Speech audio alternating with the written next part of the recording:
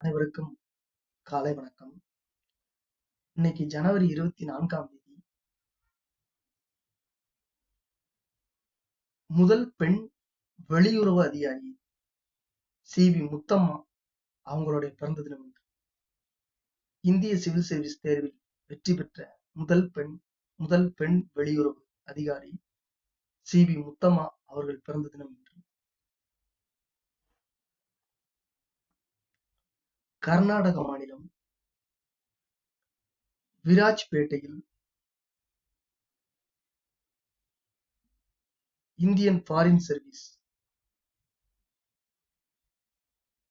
அங்கிருந்து பிறந்து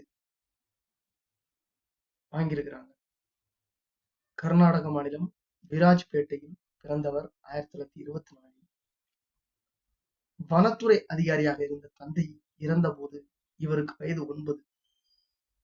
தான் கஷ்டப்பட்டாலும் 4 குழந்தைகளையும் நன்கு படிக்க வைத்து நல்ல நிலைமைக்கு கொண்டு வர வேண்டும் என்பதே தீர்மானமாக இருந்தார் இவருடைய அம்மா.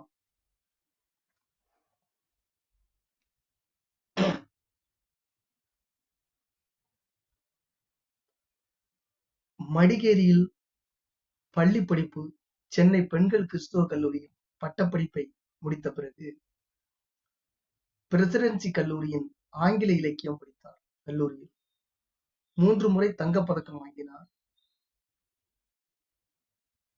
தங்கப்பதக்கம் வென்றார். வெளியுறவுத்துறையில் பணியாற்ற வேண்டும் என்பது இவரது விருப்பம். சிவில் சர்வீஸ் தேர்வு எழுதினார். அதில் வெற்றி பெற்ற நாட்டின் முதல் பெண் என்ற பெருமையை பெற்றார்.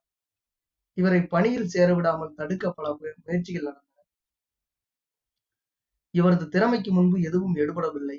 நாட்டின் முதல் பெண் வெளியுறவு அதிகாரியாக 1949 பணியில் சேர்ந்தார். அளவு கடந்த ஆர்வம், துடிப்போடு பணியை தொடங்கினார்.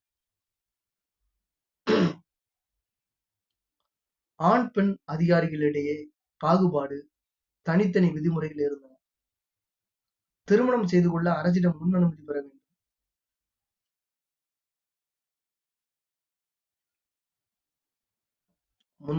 வேண்டும். திருமணம் செய்ய அரசிடம்.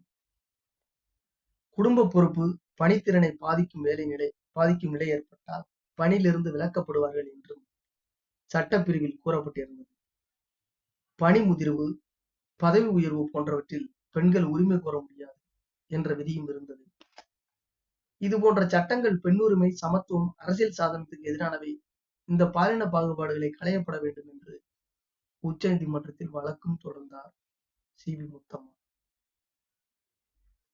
வழக்கை விசாரித்த நீதிபதி கிருஷ்ணய்யர் இந்த விதிகள் அரசியல் சாசனத்துக்கு முரண்பட்டது என்று அறிவித்த நீதிபதி இவர் பதவி உயர்வுக்கு எல்லா வகையிலும் தகுதியானவர் என்றும் தீர்ப்பு கூறினார். வரலாற்று சிறப்பு வாய்ந்த இந்த தீர்ப்பு ஆணாதிக்க கருத்து கொண்ட விதிகளை திருத்தி எழுதுவதற்கு ஒரு வாய்ப்பாக அமைந்தது. நெதர்லாந்து நாட்டின் இந்திய தூதராக நியமிக்கப்பட்டார். பர்மா, இங்கிலாந்து, பாகிஸ்தான், அமெரிக்காவில் தூதரக உயர் பொறுப்புகளில் முதலாக நியமிக்கப்பட்ட பெண் இவர்தான். 32 ஆண்டு அரசு பணிக்கு பிறகு 1982 ஓய்வு பெற்றார். 32 வருஷம் சர்வீஸ் பண்ணியிருக்காங்க. நெதர்லாந்து நாட்டோட இந்திய தூதர். அதுக்கடுத்து பர்மா, மியான்மர், இங்கிலாந்து, பாகிஸ்தான், அமெரிக்காவோட தூதரக பொறுப்புல இருந்திருக்கிறாங்க. ஆதரவற்றோர் இல்லம் கட்ட டெல்லியில் இருந்த தனது சொந்த நிலத்தில் 15 ஏக்கரை அன்னை தெரசாவுக்கு வழங்கினார். இந்திய ஆட்சி பணிகளில் பெண் அதிகாரிகளின் சமத்துவத்துக்காக போராடி அவர்களுக்கு சம உரிமை பெற்று தந்த சி.வி. முத்தம்மா 2009ஆம் ஆண்டு அக்டோபர் 14ஆம் தேதி தமது 85வது வயதில் மறைந்தார். 10 கிட்ஸ் பிறக்க போற வருஷத்துல இறந்திருக்கிறாரு.